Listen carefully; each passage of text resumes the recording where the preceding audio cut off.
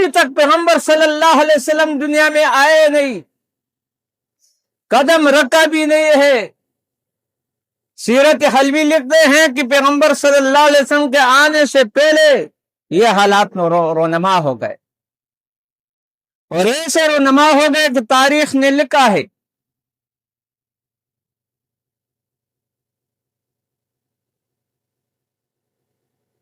کہ رسول اللہ صلی اللہ علیہ وسلم کے آنے سے پہلے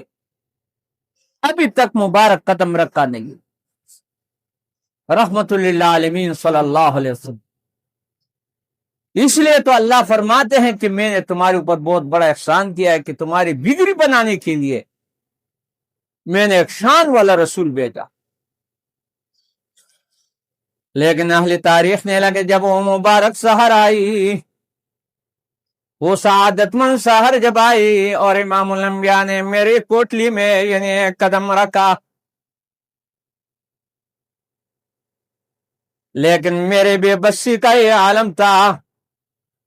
میرے بے کسی کا یہ عالم تھا کہ میرے پاس چراغ جلانے کے لیے دیا کے اندر، چراغ کے اندر تیل بھی نہیں تھا، روغن بھی نہیں تھا۔ ابھی امام الانبیاء دنیا کے اندر آ رہے ہیں، لیکن تیل جلانے کے لیے یعنی آگ دیا جلانے کے لیے، چراغ جلانے کے لیے دیا کے اندر تیل بھی نہیں ہے۔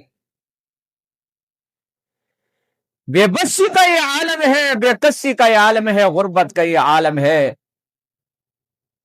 سیدہ آمنہ سلام اللہ علیہ فرماتی ہے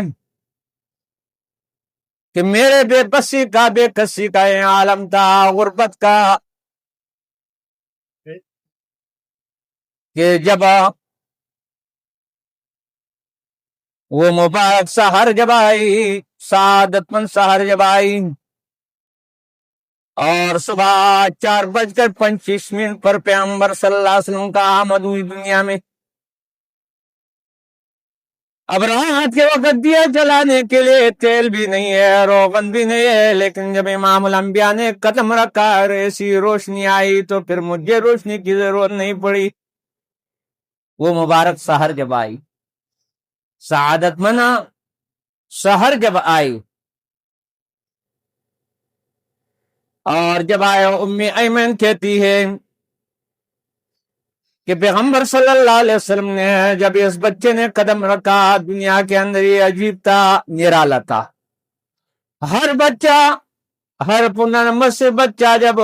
دنیا میں آتا ہے وہ رو کر آتا ہے، لیکن امام الانبیاء ہنستا ہوا دنیا میں آیا۔ ام ایمن کہتے کان مدخونن، تیل لگا ہوا تھا بدن پر، مغسولن، بدن کیا ہے، غسل دیا ہوا، اور مختونن، ختنہ شدہ، مطلب یہ ہے کہ بدن پر کوئی آلائش بھی نہیں ہے۔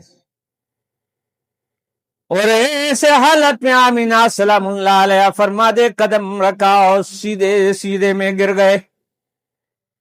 سیدھے میں گر گئے۔ سیرت حلبیہ نے لکھا ہے کہ کچھ وقت کے لیے امام الانبیاء نظروں سے غائب ہو گیا،